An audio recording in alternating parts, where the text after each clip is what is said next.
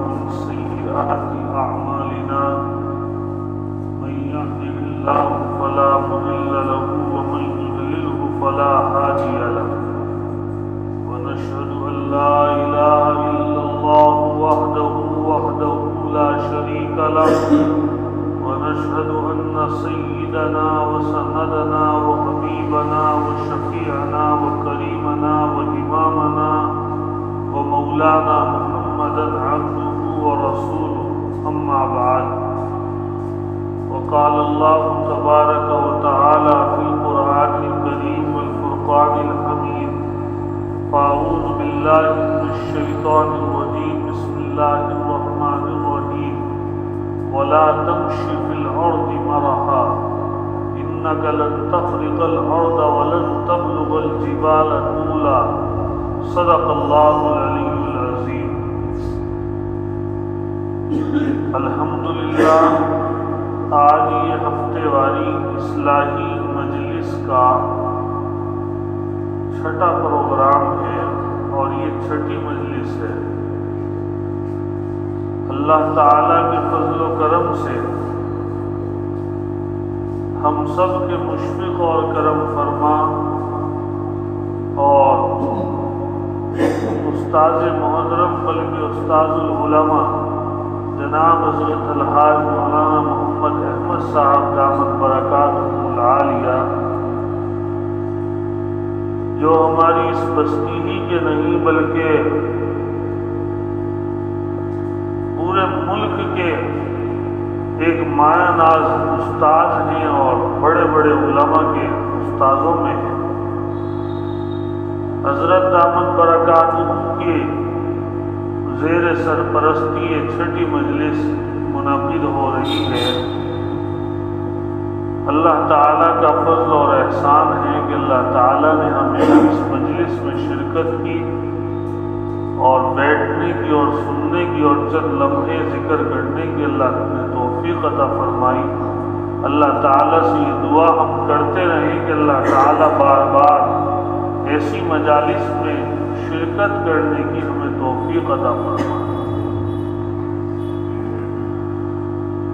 ہر ہفتے کسی نہ کسی گناہ کو لے کر بات کی جا رہی ہے، آپس کا مذاکرہ ہم اور آپ کر رہے ہیں صرف اور صرف اس لیے کہ تاکہ ہماری اصلاح ہو جائے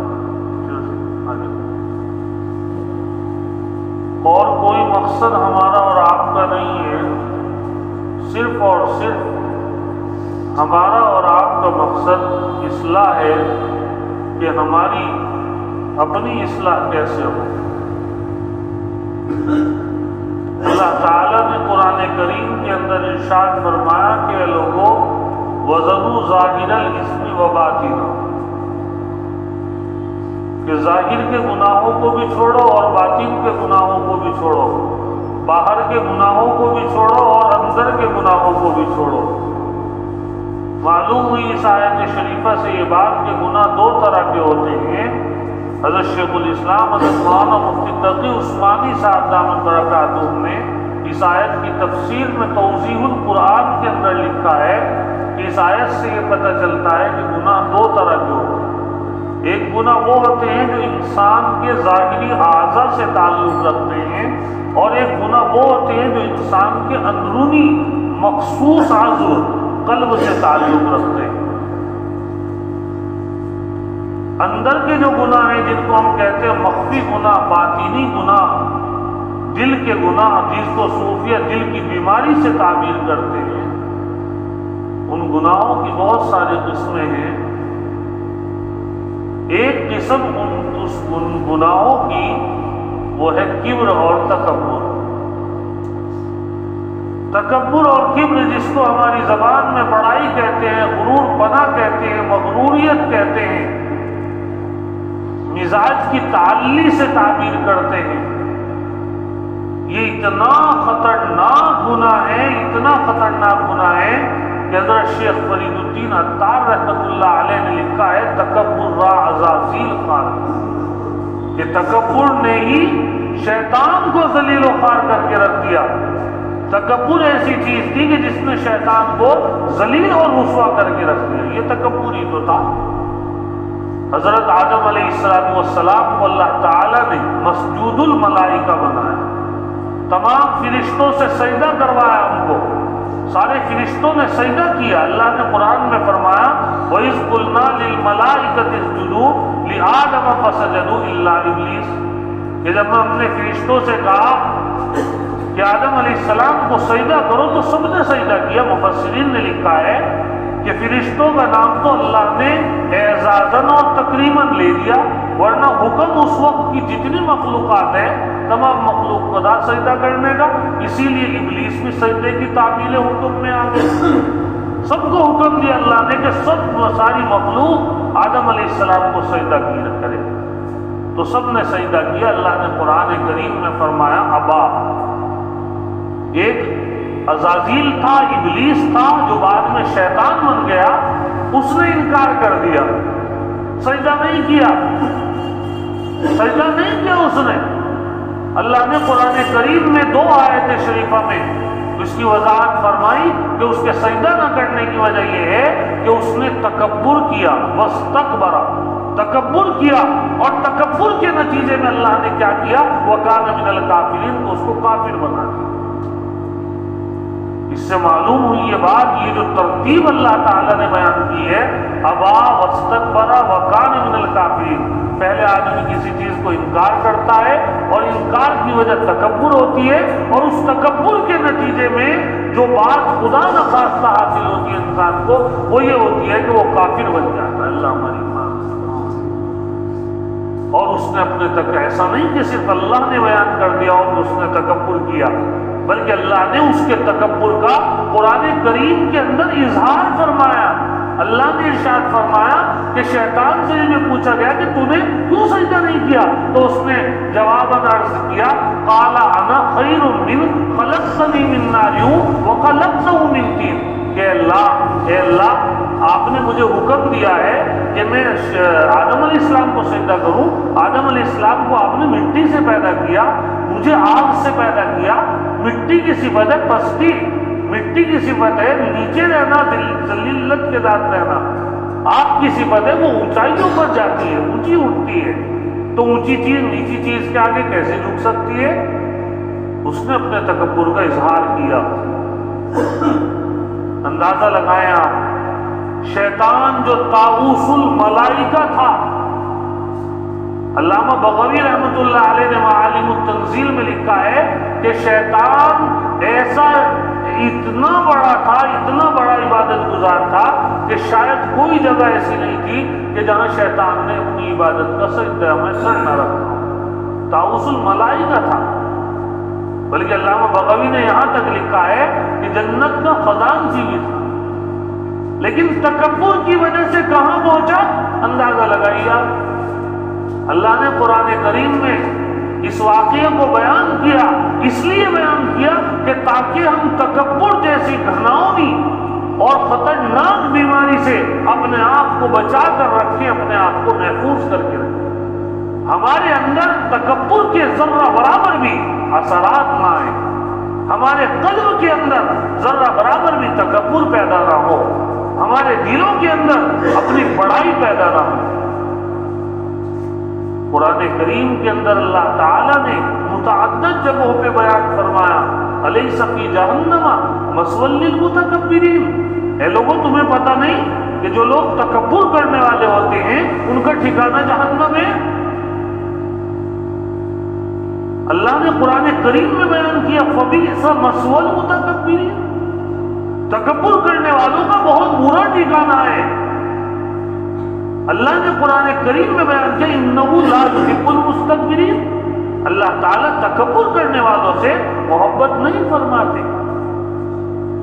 اللہ نے قرآن کریم میں بیان کیا وَلَا تَمْشِ فِي الْأَرْضِ مَرَحًا، اے لوگو یہ جو ہماری زمین ہے اس زمین پہ تمہیں اکڑ کر چلنے کا کوئی حق نہیں ہے، تمہارے اندر اکڑاہٹ نہ ہونی چاہیے، تمہارے میں اطراحٹ نہ ہونی چاہیے، تمہارے قلب کے اندر بڑائی نہ ہونی چاہیے، تم اپنے آپ کو بڑا مت سمجھو۔ تکبر کسے کہتے ہیں؟ ایک صحابی رسول حضرت نبی پاک صلی اللہ علیہ وسلم کے پاس آئے اور وہ آ کر عرض کرنے لگے حضرت محمد مصطفیٰ صلی اللہ علیہ وسلم سے کہ یا رسول اللہ صلی اللہ علیہ وسلم، انسان اچھی چیز پہنتا ہے، اچھے کپڑے پہنتا ہے، اچھا لباس پہنتا ہے، اچھا جوتا پہنتا ہے، کیا یہ بھی تکبر میں داخل ہے؟ ہمارے آقا صلی اللہ علیہ وسلم نے عرض کیا جواباً کہ دیکھو ان اللہ جمیل یحب الجمال، اللہ تعالیٰ خوبصورت ہیں، خوبصورتی کو پسند فرماتے ہیں۔ اچھا کپڑا پہننا، اچھا جوتا پہننا، اچھا رہن سہن رکھنا، یہ تو صفائی ہے، خوبصورتی ہے، اور ایسی خوبصورتی اللہ کو محبوب ہے، ایسی خوبصورتی اللہ کو پسند ہے۔ کہ حضرت پھر تکبر کسے کہتے ہیں؟ فرمایا نبی علیہ السلام نے تکبر دو چیزوں کا نام ہے۔ تکبر دو چیزوں کا نام ہے۔ پہلی چیز کیا ہے؟ الکبر بطر الحق۔ فرمایا تکبر نام ہے اس بات کا کہ جب اس کے سامنے حق بات آئے تو وہ حق بات کو ٹھکرا دے، حق بات کو قبول نہ کرے۔ کیسی بھی حق بات آئے آدمی اس کو ٹھکرا دے کہ نہیں ایسا نہیں ہے، ایسا نہیں ہے، اس طرح نہیں ہو سکتا جی۔ یہ حق کو ٹھکرانے کا نام تکبر ہے۔ شریعت کی کوئی بات کسی عالم نے بتائی، کسی مفتی نے بتائی، کسی تبلیغ والے نے بتائی، کسی امام نے بتائی، کسی دیندار نے بتائی کہ نہیں ایسا نہیں، حق بات کو ٹھکرائے، یہ تکبر ہے۔ اور دوسرا جز ہے تکبر کی تعریف کا وہ غمط الناس، اپنے آپ کو فوقیت دے اور لوگوں کو ذلیل سمجھے۔ حق کو ٹھکرانا اور لوگوں کو ذلیل سمجھنا، اس چیز کا نام تکبر ہے، اس چیز کا نام کبر ہے، اس چیز کا نام بڑائی ہے، اس چیز کا نام کبریائی ہے۔ اس سے معلوم ہوتا ہے جس آدمی میں دو صفتیں ہو، وہ حق بات کو ٹھکراتا ہو، لوگوں کو ذلیل و حقیر سمجھتا ہو، تو سمجھ لو کہ اس کے دل کے اندر بڑائی ہے، اس کے دل میں تکبر ہے، اس کے منہ سے جو ہے تکبر کی بو آ رہی ہے۔ اللہ تعالیٰ کو یہ چیز قطعاً پسند نہیں ہے کہ انسان میں ناپاک قطرے سے پیدا کیا گیا ہو۔ کیوں فرمایا اللہ نے خلق الانسان من نطفہ فاذا هو خصیم مبین؟ ہم نے ناپاک قطرے سے اسے پیدا کیا اور اب ہمارے سامنے انسان وہ جھگڑالو بنتا ہے، کھلے عام جھگڑالو بنتا ہے، اللہ کے سامنے جھگڑا کرتا ہے۔ کیا ہے انسان کی حیثیت؟ بار بار اللہ نے کیوں بیان کی اس کی پیدائش کے مراحل؟ اللہ نے کیوں بیان کیے؟ خلقنا النطفہ علقہ فخلقنا العلقہ مضغہ فخلقنا المضغہ عظاما فکسونا العظام لحما ثم انشأناہ خلقا آخر۔ یہ آیات بتاتی ہے ہمیں کہ ہمیں اپنی پیدائش پہ غور کرنا چاہیے۔ ہم کیا تھے، ہماری حقیقت کچھ نہیں ہے۔ اللہ تعالیٰ کو تکبر بالکل پسند نہیں۔ قرآن کریم میں اس کی وضاحت اللہ تعالیٰ نے خود فرما دی۔ ایک حدیث قدسی ہے، اللہ کے حبیب صلی اللہ علیہ وسلم نے ارشاد فرمایا کہ اللہ ارشاد فرماتے ہیں الکبریاء ردائی والعظمت ازاری، کہ تکبر یہ میری چادر ہے اور بڑائی یہ میرا ازار ہے، تہبند ہے۔ فمن نازعنی واحدا منہما قذفته فی النار، جو آدمی ان دونوں میں سے کسی چیز کو بھی اختیار کرے گا ہم اس کو سیدھا جہنم کے اندر پہنچائیں گے۔ معلوم ہوا تکبر اختیار کرنے والے کی اللہ سے ڈائریکٹ لڑائی ہے۔ شیطان نے تکبر کیا، اللہ نے کہاں پہنچایا۔ اگر ہم اور آپ تکبر کریں گے تو ہم اور آپ اپنا حشر سوچ لیں کہ ہم اور آپ کہاں پہنچیں گے۔ قیامت کے دن کتنی خطرناک وحشتناک سزائیں دی جائیں گی تکبر کرنے والوں کو، اس کا اندازہ ہم اور آپ نہیں لگا سکتے۔ فرمایا امام الانبیاء سید الکونین علیہ السلام نے یحشر المتکبرون امثال الذر یوم القیامہ، تکبر کرنے والوں کو جمع کیا جائے گا چیونٹیوں کے برابر، ان کا جسم اتنا کر دیا جائے گا جتنا چونٹی کا جسم ہوتا ہے۔ محدثین نے لکھا ہے اس حدیث کے ذیل میں، کیونکہ انسان اپنے آپ کو بڑا بناتا تھا، اللہ نے اس کو کہا وَلَا تَمْشِ فِي الْأَرْضِ مَرَحًا، بھائی زمین پہ اکڑ کے نہ چلا کر، إِنَّكَ لَن تَخْرِقَ الْأَرْضَ، تیری اکڑ ایسی نہیں کہ تو زمین کو پھاڑ دے اپنے پیروں سے، وَلَن تَبْلُغَ الْجِبَالَ طُولًا، تیری اکڑ ایسی نہیں کہ تو پہاڑوں کو پہنچ جائے لمبائی میں، کہ جو تو اکڑ کر اترا کر چل رہا ہے تو ہے کیا؟ ایک بزرگ تھے، ان سے کسی پہلوان نے کہا کہ تم جانتے ہو میں کون ہوں؟ انسان کہتا ہے نا کہ میں کون ہوں، تم جانتے ہو میں کون ہوں؟ ان بزرگوں نے کہا کہ میں جانتا ہوں تو کون ہے، تو ایک نطفے سے، ناپاک نطفے سے پیدا ہوا ہے، تیری حیثیت یہ ہے، اپنے پیٹ میں جو تو غلاظت لیو پھرتا ہے، تیری حیثیت یہ ہے، ہر وقت تیرے پیٹ میں نجاست اور ناپاکی رہتی ہے، بولو برات سے بھرا ہوا ہے تو، اور تیرا انجام یہ ہوگا کہ تجھ کو مٹی میں ملا دیا جائے گا۔ یہ ہے ہماری اور آپ کی حقیقت، یہ ہے ہماری اور آپ کی حیثیت۔ محدثین فرماتے انسان بڑا سمجھتا ہے، اللہ قیامت میں سب سے چھوٹا بنا کر اس کو کھڑا کریں گے، تاکہ لوگوں کو پتہ لگ جائے کہ یہ وہ شخص تھا جو دنیا میں اپنے آپ کی بڑائی جتلاتا تھا، اپنے آپ کو بڑا سمجھتا تھا، اپنے آپ کو جو ہے متکبرین میں شمار کرتا تھا، یہ وہ ہے۔ اس لیے میرے بھائیوں بزرگوں دوستو، یہ تکبر کا گناہ اتنا خطرناک گناہ ہے، اتنا خطرناک گناہ ہے کہ روحانیت میں جتنا نقصان تکبر سے ہوتا ہے اور نظر بد سے ہوتا ہے، غیر محرم کو دیکھنے سے ہوتا ہے، اتنا نقصان کسی اور چیز سے نہیں ہوتا۔ بڑے بڑے عابد، بڑے بڑے عارف، بڑے بڑے عالم وہ تکبر کی وجہ سے دھڑام جیسے نیچے گر گئے۔ ذرہ برابر بھی اللہ تعالیٰ کو تکبر پسند نہیں۔ اسی لیے ہمارے آقا حضرت نبی علیہ السلام نے حضرت عائشہ رضی اللہ تعالیٰ عنہ سے عرض کیا کہ اے عائشہ، کسی آدمی کی کیا مجال ہے کہ کوئی اپنے عمل کی وجہ سے جنت میں چلا جائے، سارے اللہ کے فضل سے جائیں گے۔ حضرت عائشہ نے فرمایا یا رسول اللہ، آپ کو بھی اللہ کے فضل کی ضرورت پڑے گی؟ ہمارے آقا صلی اللہ علیہ وسلم نے جواب میں عرض کیا الا ان یتغمدنی اللہ برحمتہ، ہاں عائشہ، اگر مجھے اللہ نے اپنی رحمت سے ڈھانپ لیا تو میں جنت میں چلا جاؤں گا، ورنہ عمل میرا ایسا نہیں کہ مجھے جنت میں لے جا سکے۔ جب ہمارے آقا سید الانبیاء کا یہ حال ہے تو ہمیں اور آپ کو اپنے اعمال پہ کیوں ناز ہے؟ کون سا عمل ہے ہمارا کہ جس پر ہم نازا ہوں؟ کون سا عمل ہے ہمارا کہ جس پر ہمیں فخر ہو؟ کون سا عمل ہے ہمارا کہ جس میں ہمیں تکبر ہو؟ اندازہ لگایا۔ ہمارے بڑوں نے لکھا، حضرت تھانوی رحمۃ اللہ علیہ سے کسی نے معلوم کیا کہ حضرت جو آدمی دیندار ہو، جو آدمی عالم دین ہو، کیا وہ اپنے آپ کو دیندار اور عالم کہلا سکتا ہے؟ حضرت نے فرمایا، بہت شاندار جواب دیا، فرمایا ہاں دیندار اور عالم تو کہلا سکتا ہے، لیکن دیندار اور عالم بمعنی مقبول نہیں کہلا سکتا۔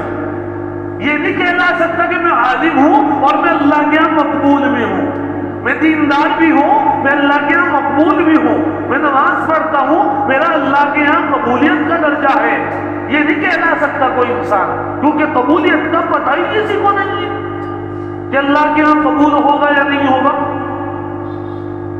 اللہ تعالیٰ کی ذات بے نیاز ذات ہے، ایک سیکنڈ کے اندر اللہ تعالیٰ عبادات کو ختم فرما دیں گے۔ تو تکبر کس چیز پر ہے؟ اپنی عبادت پہ تکبر نہ کریں۔ ایک حدیث شریف میں آتا ہے کہ پہاڑوں کے برابر اعمال لوگ لے کر آئیں گے، لیکن اللہ رائے گا کر دے گا۔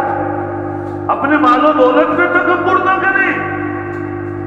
اللہ تعالیٰ نے دنیا میں ہزاروں مثالیں دکھائی ہیں کہ صبح کو جو ہے کتنا مال اور شام کو جو ہے کتنا مال، صبح کو امیر اعظم، شام کو فقیر اعظم۔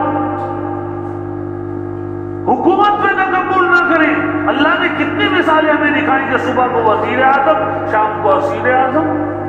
اللہ کا نظام ہے، اللہ ایک سیکنڈ میں الٹ پلٹ کر دیتے ہیں، اور خاص طور سے متکبرین والوں کو اللہ تعالیٰ بالکل پسند نہیں کرتے۔ اسی لیے حضرت تھانوی رحمۃ اللہ علیہ سے کسی نے معلوم کیا کہ حضرت آپ افضل ہو یا کتا افضل ہے؟ آپ افضل ہو یا کتا افضل ہے؟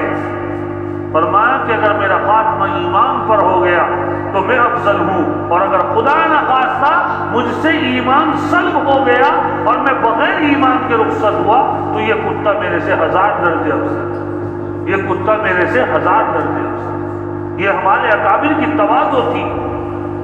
اسی لیے ہمارے آقا صلی اللہ علیہ وسلم نے ایک روایت میں ارشاد فرمایا، اپنے آپ کو کمتر سمجھو، من تواضع للہ رفعہ اللہ، جو آدمی اپنے آپ کو کمتر سمجھتا ہے اللہ اس کو بڑا کرتے ہیں۔ ایک بزرگ سے کسی نے معلوم کیا کہ حضرت ہمیں اللہ کے یہاں بڑے ہو جائیں، اللہ کے نزدیک بڑے ہو جائیں، اس کے لیے کیا عمل ہے؟ ان بزرگ نے جواب دیا کہ بھائی تم لوگوں میں اپنے آپ کو کمتر سمجھ لو، اللہ کے یہاں تمہارا رتبہ بڑھا دیا جائے گا۔ اپنے آپ کو کمتر سمجھو۔ نبی علیہ السلام نے فرمایا جو آدمی اپنے آپ کو کمتر سمجھتا ہے اللہ اس کو بڑا کرتے ہیں، اللہ اس کو اٹھاتے ہیں، اور اس کے ساتھ یہ حال ہو جاتا ہے کہ وہ لوگوں کی نظروں میں بڑا ہو جاتا ہے اور اپنی نگاہ میں چھوٹا ہو جاتا ہے، اپنے آپ کو کچھ نہیں سمجھتا۔ اور جو آدمی بڑا سمجھتا ہے اپنے آپ کو، جو آدمی تکبر کرتا ہے، من تکبر کرتا ہے اللہ اس کو زمین پہ گرا دیتے ہیں۔ اللہ کو سیکنڈ نہیں لگتا، عرش معلی سے اٹھا کر تحت الثری میں پھینک دیتے ہیں۔ اللہ تعالیٰ فرمایا اللہ اس کو ذلیل کر دیتے ہیں۔ روزانہ ایسے ہزاروں قصے ہیں متکبرین کے انجام اللہ نے کیا فرمایا۔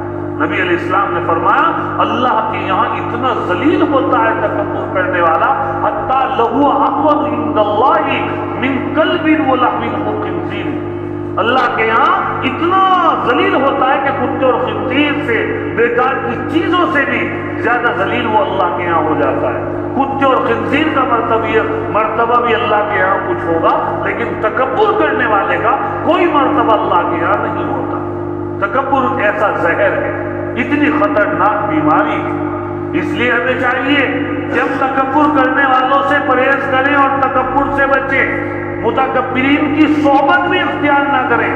علماء نے لکھا ہے کہ جیسی صحبت میں آدمی بیٹھتا ہے ویسے ہی اس کے اندر اثرات پیدا ہوتے ہیں، ویسے ہی اثرات پیدا۔ انسان جانوروں کی صحبت میں بیٹھنے سے بھی جانوروں کے اثرات آتے ہیں، اسی لیے اللہ تعالیٰ نے انبیاء علیہ السلام سے زیادہ تر انبیاء سے بکریاں چرائی، کیونکہ بکریوں کے اندر تواضع ہوتی ہے۔ بڑے بڑے انبیاء نے بکریاں جو ہے چرائی ہیں، بکریاں جنگلوں میں لے کے جاتے تھے موسیٰ علیہ السلام، شعیب علیہ السلام، ہمارے آقا صلی اللہ علیہ وسلم، کیونکہ بکری میں تواضع ہوتی ہے تو تواضع منتقل ہو جائے، ہماری طبیعت بن جائے تواضع کی۔ ہم جو ہے اپنے آپ کو چھوٹا سمجھ لیں، اپنے آپ کو بڑا نہ جانے ہم کسی کے اعتبار۔ ہمارے اکابر نے امام غزالی رحمۃ اللہ علیہ نے اور حضرت تھانوی رحمۃ اللہ علیہ نے، یہ جو بڑے علماء ہیں، ان حضرات نے لکھا ہے کہ تکبر کرنے والوں کی کچھ نشانیاں ہوتی ہیں۔ ایک نشانی تکبر کرنے والے کی ہوتی ہے کہ تکبر کرنے والا سلام میں پہل نہیں کرتا، بلکہ وہ یہ چاہتا ہے کہ لوگ اسے سلام کریں۔ وہ اس بات کا متمنی ہوتا ہے کہ لوگ اسے سلام کریں، انتظار کرتا رہتا ہے، اور جب اس کو سلام کیا جاتا ہے تو وہ سلام کا جواب صحیح نہیں دیتا، مصافحہ نہیں ملاتا، معان کا خندہ پیشانی کے ساتھ نہیں کرتا۔ اسی لیے ہمارے آقا صلی اللہ علیہ وسلم نے فرمایا، مشکات شریف میں روایت ہے کہ سلام میں ابتدا کرنے والا البادئ بالسلام فهو بریء من الکبر، وہ تکبر سے بری ہے۔ جو سلام میں پہل کرتا ہے، دوسرے کو موقع نہیں دیتا، خود سلام کرتا ہے، تو سمجھ لو اس کے اندر تکبر نہیں ہے۔ جس کے اندر تکبر ہوگا وہ دوسروں کے سلام کا منتظر ہے، وہ یہ سوچے گا کہ ہمیں دوسرے لوگ سلام کریں۔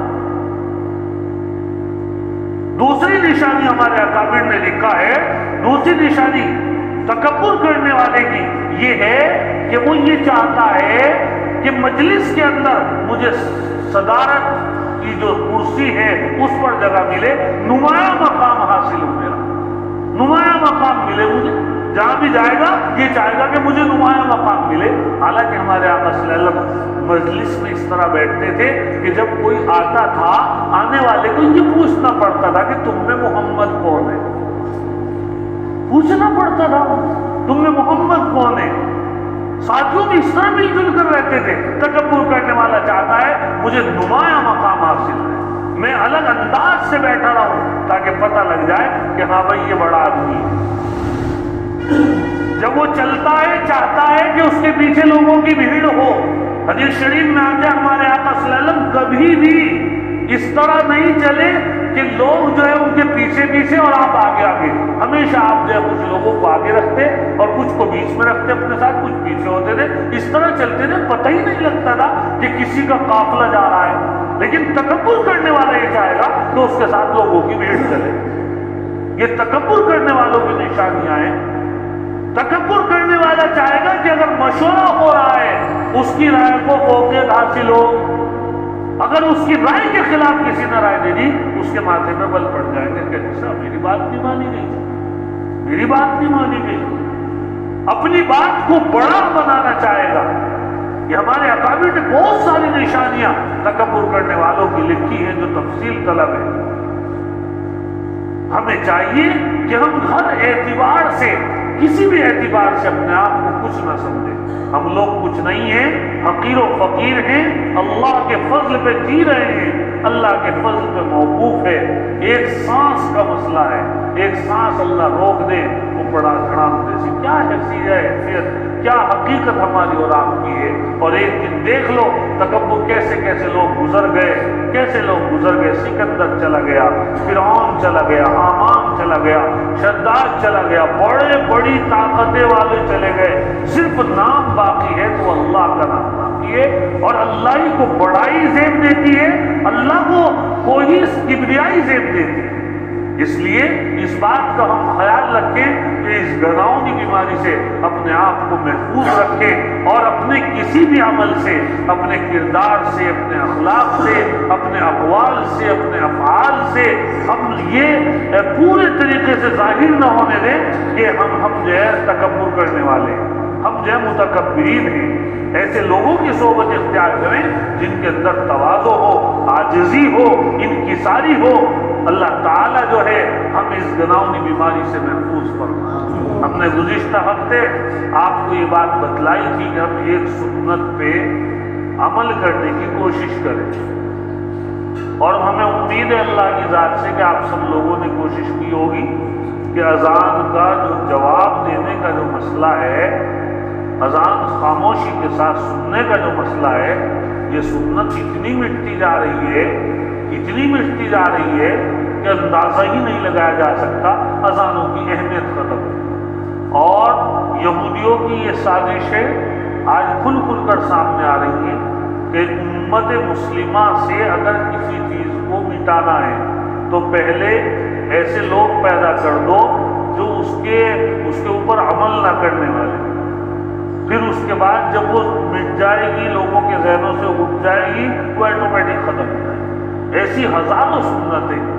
ہمیں چاہیے کہ ہم اس سنت پہ اور مضبوطی سے جڑیں, مضبوطی سے عمل کریں کہ اذان کے وقت ہمیں, چاہے ہم کیسی بھی مجلس میں بیٹھے ہوں, ہمیں جو ہے اذان خاموشی کے ساتھ سننی ہے اور اذان کا جواب دینا ہے. ایک دوسری سنت جو ہمارے معاشرے سے مٹتی جا رہی ہے وہ ہے ٹخنوں سے نیچے پائجامہ رکھنے کی سنت.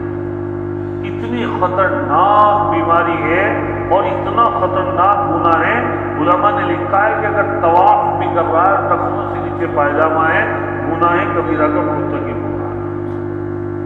ہم لوگ اس بات کا تہیہ اور ارادہ کریں, اس بات کو اپنی زندگی کے اندر لائیں اور اپنے عزم و استقلال اس بات پر رکھیں کہ ہمیں انشاءاللہ اس سنت کو زندہ کرنا ہے معاشرے کے اندر. اور اپنا پائجامہ نبی علیہ السلام نصف ساق تک پہنتے تھے, نصف پنڈلی تک, آدھی پنڈلی تک اپنا جو ہے آپ ازار رکھتے تھے. تو سنت تو یہ ہے کہ آدھی پنڈلی تک ہو, لیکن جائز یہ بھی ہے کہ ٹخنوں سے اوپر ہو. نبی علیہ السلام نے فرمایا ٹخنوں سے نیچے جتنا بھی حصہ جو ہے آپ کا نیچے ہوگا بس وہ جہنم کا حقدار ہے, جہنم کا مستحق. تو 24 گھنٹے اگر آپ سو رہے ہیں نا اور آپ کا پائجامہ, آپ کی پینٹ ٹخنوں سے نیچے جا رہی ہے, میرے بھائی بزرگ دوستو, یہ سونا ہمارے جہنم میں جانے کا سبب ہے. ہم اس بات کا اہتمام کریں, ارادہ کریں, قصد و ارادے کے ساتھ جو ہے یہ کام کریں کہ ہمیں اپنا پائجامہ ٹخنوں سے اوپر رکھنا ہے. انشاءاللہ اللہ تعالی ہمیں عمل کی توفیق عطا فرمائے. وآخر دعوانا ان الحمدللہ رب العالمین. سب حضرات قبلے کی طرف رخ کر لیں اور جو اذکار بتلائے گئے ہیں وہ سب جو ہے اپنے اذکار کریں. 3 تسبیح لا الہ الا اللہ کی, 2 تسبیح اللہ کی, 1 تسبیح اللہ اللہ کی, 1 تسبیح اللہ اللہ کی. سب حضرات ذکر شروع کر دیں. بسم اللہ. آل سيدنا محمد كما صليت على سيدنا إبراهيم وعلى آل سيدنا إبراهيم إنك حميد مجيد. اللهم ربنا آتنا في الدنيا حسنة وفي الآخرة حسنة وقنا عذاب النار. یہ باہر کی لائٹ بند کر دے بھائی. ربنا لا تجعلنا فتنة للقوم الظالمين ونجنا برحمتك من القوم الكافرين. لا إله إلا أنت سبحانك إني كنت من الظالمين. اللهم إياك نعبد وإياك نستعين. اللهم اغفر لنا للمؤمنين والمؤمنات والمسلمين والمسلمات. اللهم إنا نعوذ بك من جهد البلاء ودرك الشقاء وسوء القضاء وشماتة الأعداء. اللهم إنا نعوذ بك من زوال نعمتك وتحول عافيتك وفجاءة نقمتك وجميع سخطك. يا حي يا قيوم برحمتك نستغيث. يا حي يا قيوم برحمتك نستغيث. يا حي يا قيوم برحمتك نستغيث. اللهم إني عبدك وابن عبدك وابن أمتك ناصيتنا بيدك ماضينا في حكمك عدل فينا قضاؤك. نسألك بكل اسم هو لك سميت به نفسك أو أنزلته في كتابك أو علمته أحدا من خلقك أو استأثرت به في علم الغيب عندك أن تجعل القرآن العظيم ربيع قلوبنا ونور أبصارنا وشفاء صدورنا وجلاء حزننا وذهاب همنا وغمنا. اللهم إنا نعوذ بك من الهم والحزن ونعوذ بك من العجز والكسل ونعوذ بك من الجبن والبخل ونعوذ بك من غلبة الدين وقهر الرجال. اللهم أجرنا من النار. اللهم أجرنا من النار. اللهم أجرنا من النار. اللهم إنا نسألك الجنة وما قرب إليها من قول أو عمل ونعوذ بك من النار وما قرب إليها من قول أو عمل ونسألك مما سألك به محمد صلى الله عليه وسلم ونعوذ بك مما تعوذ منه محمد صلى الله عليه وسلم وما قضيت لنا من قضاء فاجعل عاقبته رشدا. فاجعل عاقبته رشدا. فاجعل عاقبته رشدا. اے کریم اللہ، اے رحیم اللہ، تو ہم سے اس وقت بہت ناراض ہے. اللہ بہت ناراض ہے. اللہ پوری امت نے گناہ کیے ہیں اور مظلوم فلسطینیوں پہ ظلم کیا جا رہا ہے. اللہ معصوم بچے شہید ہو رہے ہیں. اے کریموں کے کریم اللہ، رحیموں کے رحیم اللہ، یہ پوری امت ہی گنہگار تھی. پوری امت جرموں کا ارتکاب کرتی رہی. اے اللہ پوری امت مجرم ہے. اللہ پوری امت مجرم ہے. اللہ پوری امت کو معاف فرما دے. اللہ اپنی ناراضگی کو ختم فرما دے. اپنے غصے کو ختم فرما دے. اے کریم اللہ پوری امت کی طرف سے فلسطین شہادتیں دے رہے ہیں. معصوم بچے جنہوں نے آنکھیں کھولی، اللہ ان کے کانوں میں بموں کی آوازیں گونج رہی ہے. کتنی عورتیں اللہ بیوہ ہو گئی، کتنے بچے یتیم ہو گئے. جوانیاں ختم کرتی تیری راہ میں. اے میرے اللہ تیری مسجد کی تحفظ میں انہوں نے جوانیاں لٹا دی. خاندان کے خاندان تباہ کر دیے گئے. اے میرے اللہ پوری دنیا تماشا بنی ہوئی ہے. اللہ اس وقت تیرا غصہ برحق ہے. لیکن ایسا نہ ہو پوری امت تیرے غضب کا شکار ہو جائے. اللہ اپنے غصے کو ٹھنڈا فرما. اللہ اپنے غصے کو ٹھنڈا فرما. اللہ اپنے غضب سے ہماری حفاظت فرما. اے اللہ اپنے غصے سے ہماری حفاظت فرما. اللہ اپنی رحمت سے ہم سب کو ڈھانپ لے. اے کریم اللہ، رحیم اللہ، اے رحیموں کے رحیم اللہ، اے کریموں کے کریم اللہ. اے اللہ جنگ بدر میں حضرت نبی علیہ السلام پوری رات روتے رہے. اللہ تیرے آگے ماتھا رگڑتے رہے. اللہ کوئی رونے والا نہیں ہے، کوئی امت کا پرسان حال نہیں ہے. اللہ کون روئے گا، کون تجھ کو منائے گا. اس امت کا رشتہ مسجدوں سے ٹوٹ گیا. اس امت کا رشتہ تجھ سے ٹوٹ گیا.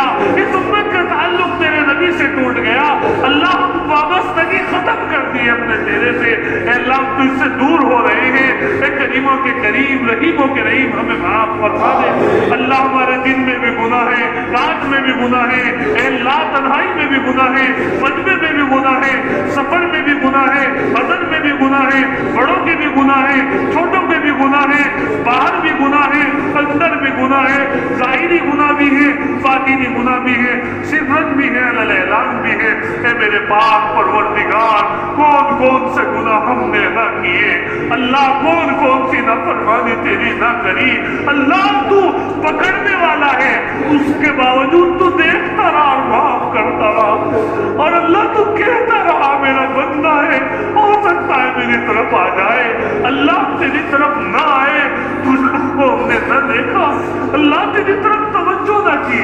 اے اللہ اتنا بڑا مجمع آج تیرے آگے ہاتھ پھیلائے ہوئے ہے، تیرا نام لیا ہے، تیری باتیں بیان کی گئی ہیں، اے کریم اللہ سب کچھ تیری رحمت سے ہوا، سب کچھ تیرے فضل سے ہوا، اے میرے پیارے اللہ ہم سب کو معاف فرما دے، اللہ ہم سب کو معاف کر دے، اللہ ہمارے پاس کوئی چارہ نہیں ہے سوائے اس کے کہ ہم مجرموں کی طرح تیرے دربار میں آئے ہیں۔ اللہ مجرم ہے، قصوروار ہے، اقراری مجرم ہے، دل کی گہرائیوں سے اپنے گنہگار ہونے کا اقرار کرتے ہیں۔ اللہ دنیا کی عدالتوں میں ہم نے دیکھا ہے جو اقراری مجرم ہوتے ہیں ان کی سزائیں ہلکی ہو جاتی ہے، اللہ یہ تیری عدالت ہے، یہاں عدالت کی کرسی پر آپ ہیں، اللہ یہاں آپ بیٹھے ہیں، اللہ ہم دل کی گہرائیوں سے اقرار کر رہے ہیں، اللہ ہمیں معاف کر دے، اللہ ہمیں معاف کر دے، ورنہ اللہ وہ در بتا جو تیرے سے زیادہ رحم کرنے والا ہو۔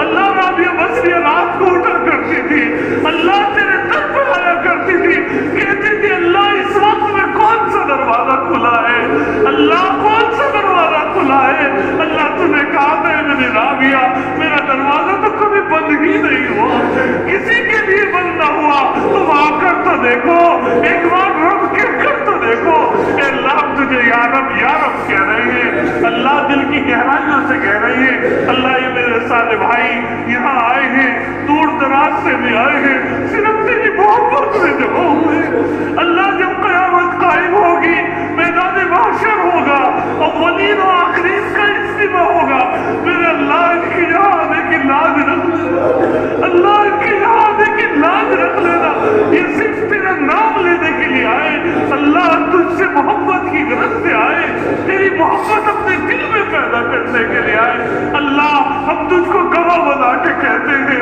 ہمارا کوئی مقصد نہیں سوائے تیری ذات کے، اللہ صرف تو مقصد ہے، تو ہمارا محبوب ہے، تو ہمارا مرغوب ہے، تو ہمارا مسجود ہے، اے اللہ تو ہمیں اپنا مقبول بتا دے، اپنا محبوب بتا دے، اللہ ہم پر رحم فرما دے، اللہ اس مجمع میں علماء بھی ہیں، حفاظ بھی ہیں، مفتیان بھی ہیں، اللہ جوان بھی ہیں، بوڑھے بھی ہیں، بچے بھی ہیں، اللہ سب کو قبول فرما، اللہ جو بیمار ہیں انہیں شفا عطا فرما، بہت سارے لوگوں نے اپنے متعلقین کے لیے کہا ہے وہ اسپتالوں میں اللہ سب کو عافیت عطا فرما، صحت تندرستی عطا فرما، ہمارے عزیز و اقارب رشتہ دار دوست احباب متعلقین اللہ جو اسپتالوں میں ہیں اور سخت ترین بیماریوں سے جھیل رہے ہیں اللہ سب کو عافیت عطا فرما، سلامتی نصیب فرما، سب کو صحت تندرستی عطا فرما، ہماری مساجد کی مدارس کی حفاظت فرما، خانقاہوں کی علماء کی حفاظت فرما، اہل علم کی حفاظت فرما، ہمیں علم نافع عمل صالح عطا فرما،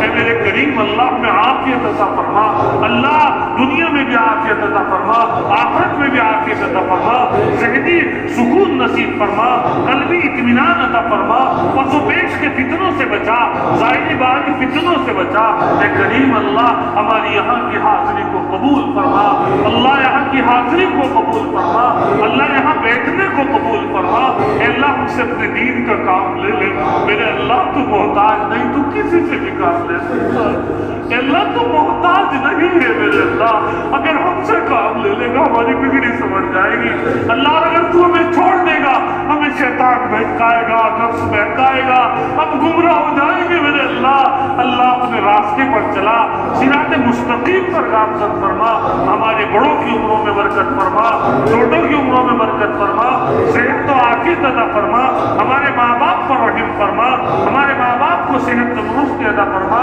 جو لوگ مرحوم ہو چکے اللہ ان کی مغفرت کے فیصلے فرما، ان کے درجات کو بلند فرما.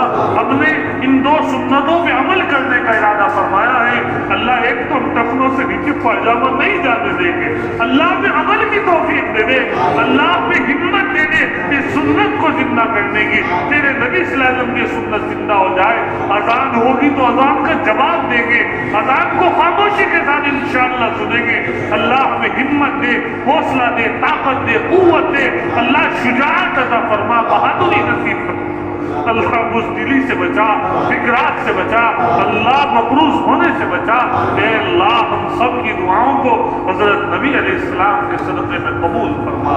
وصلی اللہ تعالی علی خیر خلق محمد وآلہ وصحبہ. کھانا کھا کے جائیں.